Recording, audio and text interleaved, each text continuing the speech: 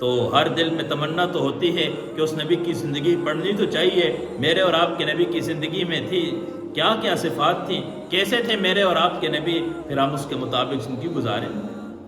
رات کا وقت ہے، اما جان حضرت عائشہ رضی اللہ تعالیٰ عنہ فرماتی ہیں کہ میرے اور آپ کے نبی رات کو جب اللہ کے سامنے روتے، اللہ کے سامنے قیام کرتے، نماز پڑھتے، تو مجھے ترس آ جاتا تھا کہ اللہ کے نبی اتنی لمبی لمبی رکعات پڑھا کرتے تھے کہ پاؤں کے اوپر سوجن آ جاتی، پاؤں پہ ورم آ جاتا تھا، پاؤں سوج جاتے۔ ایک مرتبہ میں کہنے لگی یا رسول اللہ آپ تو بخشے بخشائے ہیں، فرض کیجئے، فرض کیجئے، یعنی ناممکن ہے، نبی سے گناہ ہو نہیں سکتا، فرض کیجئے اگر کوئی ایسا گناہ، کوئی ایسی خطا ہو جائے تو اللہ نے تو اگلے پچھلے اللہ نے سارے معاف کرنے کا وعدہ کیا ہوا ہے۔ تو کہا کہ عائشہ کیا میں شکر گزار نہ بنوں، کیا میں شکر گزار نہ بنوں؟ میرے اور آپ کے نبی کی راتیں ایسی گزرتی تھی۔ صحیح مسلم کی روایت ہے، حذیفہ بن یمان رضی اللہ تعالیٰ عنہ فرماتے ہیں کہ رات کا وقت میں گیا، اللہ کے نبی نفلوں کی نیت باندھ رہے تھے، تو میں بھی اللہ کے نبی کے پیچھے نماز کی نیت باندھ کے کھڑا ہو گیا۔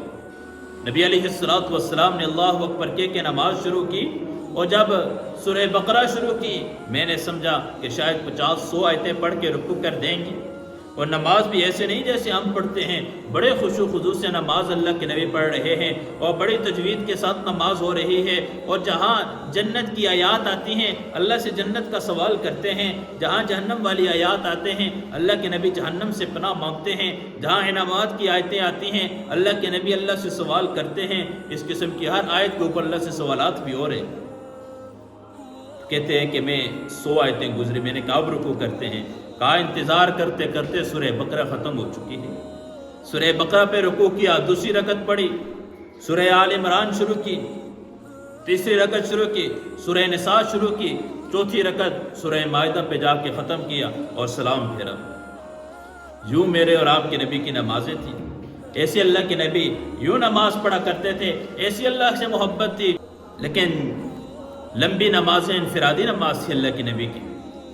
یہ انفرادی نبی علیہ السلام کی نماز تھی۔ اجتماعی نماز کے اندر بتا دیا مسئلہ کیا ہے کہ اپنے مقتدیوں کی رعایت رکھنی چاہیے، اپنے مقتدیوں کی رعایت رکھنی چاہیے، کیونکہ پیچھے کچھ نمازی بیمار ہوتے ہیں، کچھ بوڑھے ہوتے ہیں، کوئی ضروری کام سے جانا ہوتا ہے، تو آگے امام صاحب سورہ بقرہ شروع کر کے بیٹھ جائیں تو وہ بیچارے کیا کریں گے؟ یوں ہی نبی علیہ السلام کی زمانے میں ایک واقعہ پیش آیا۔ حضرت مسعود انصاری رضی اللہ تعالیٰ عنہ دن کو مزدور طبقے کے لوگ تھے،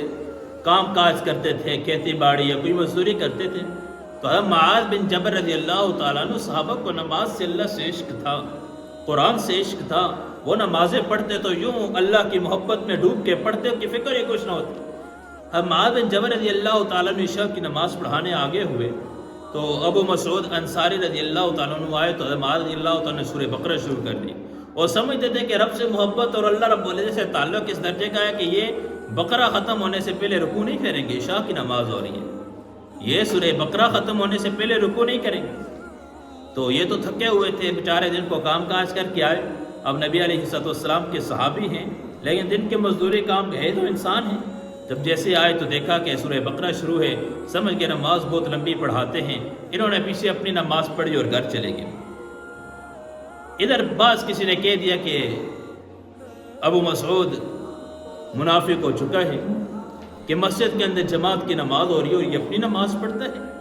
اور نماز پڑھ کے چلا گیا، جماعت کی نماز اس نے چھوڑ دی۔ میرے عزیز بھائی اور دوستو، اس بات کو معمولی نہ سمجھیں کہ جماعت کی نماز کو چھوڑ دینا۔ عموماً ایسا ہوتا ہے، کئی بار ہماری اپنی مسجد کے اندر یہ مسائل پیدا ہوئے ہیں کہ میں بعض اوقات نہیں ہوتا یا کوئی کر صاحب نہ ہوتے، کوئی اور نماز پڑھانے آگے ہو جاتا اور پیچھے سے آ کے اپنی نماز پڑھ کے چلے جانا، یہ ٹھیک نہیں ہے کہ جماعت کو چھوڑ کے اپنی نماز، گویا کہ یہ تو نماز کی توہین ہے، مسجد کی توہین ہے، مسجد کے امام کی توہین ہے۔ جب نبی علیہ السلام کو پتہ چلا تو ابو مسعود کو بلایا، خیریت ہے، کیا ہوا؟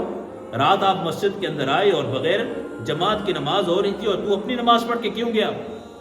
کہا یا رسول اللہ، ابو مسعود رضی اللہ تعالیٰ کہنے لگے یا رسول اللہ، معاذ بن جبل رضی اللہ تعالیٰ نے بہت لمبی نماز پڑھاتے ہیں اور میں دن کا تھکا ہوا تھا، کھیتی باڑی مزدوری کرنے والا، سارا دن کا کام کاج سے تھکا ہوا جا کے سوتا، جب میں نے دیکھا انہوں نے سورہ بقرہ شروع کر دی ہے، میں سمجھ گیا کہ یہ سورت ختم ہونے سے پہلے سجدہ نہیں کریں گے، تو یا رسول اللہ میں نے صرف اس وجہ سے جا کے اپنی نماز میں کوئی منافقت کی وجہ سے نہیں، میرے دل میں اور کوئی بات نہیں تھی، صرف یہ تھی کہ تھکاوٹ بہت زیادہ تھی۔ نبی علیہ السلام نے معاذ بن جبل کو بلایا اور اللہ کے نبی کے چہرے پہ غصے کے آثار تھے، وہ غصے کے ساتھ حضرت معاذ رضی اللہ تعالیٰ عنہ سے اللہ کے نبی مخاطب ہوئے، کہا امت کو فتنے میں ڈالنا چاہتے ہو؟ کتنی لمبی نماز کہ جس کی وجہ سے پیچھے مقتدی پریشان ہو جائیں؟ اللہ کے نبی نے کہا کہ معاذ بن جبل انفرادی نماز ہو، نوافل پڑھنے ہو، تہجد پڑھنے ہو، جتنی مرضی لمبے کر سکتے ہو،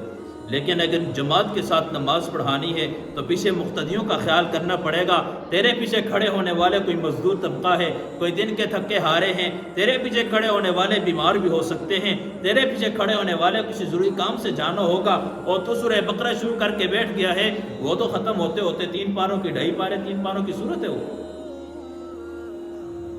تو بتا دیا اللہ کے نبی امت کے خیر خواہ تھے، اور اب یہ نہیں ہے کہ عبادت ہے تو اتنے آگے چلے جائیں، نہیں، انفرادی عبادت میں جہاں اجتماعی نماز کو مسئلہ ہو، بتا دیا کہ مختصر کر کے نماز پڑھانی ہے، ہاں اتنی بھی مختصر نماز نہ ہو کہ نہ رکوع کا پتہ ہے نہ سجدے کا پتہ ہے، ایسے اوپر نیچے بس ہو رہا ہے، فائدہ کچھ نہیں، ایسی نماز بھی نہ ہو،